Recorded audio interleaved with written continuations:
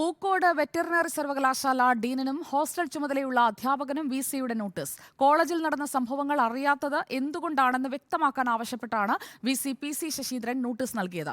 ഡീനിനും hostel assistant വാർഡനുമെതിരെ നടപടി സ്വീകരിക്കാൻ നേരത്തെ മന്ത്രി ജെ ചിഞ്ചുറാണി നിർദ്ദേശിച്ചിരുന്നെങ്കിലും നടപടി അനന്തമായി നീളുകയാണ്.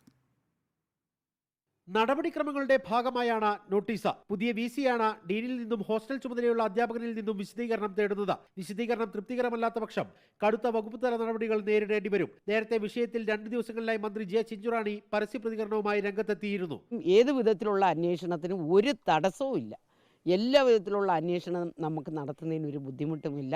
അതൊക്കെ നടത്തി കുറ്റവാളികളെ ശിക്ഷിക്കണമെന്ന നടപടി മാത്രമേ എൻ്റെ ഭാഗത്തു നിന്നുള്ളൂ. അങ്ങനെ തന്നെ ഞാൻ നിൽക്കുകയുള്ളൂ. എന്നാൽ ഇടത് സംഘടനാ ആഭിമുഖ്യമുള്ള ക്യാമ്പസിലെ ജീവനക്കാർക്കെതിരെ ഇതുവരെ നടപടി സ്വീകരിച്ചിട്ടില്ല.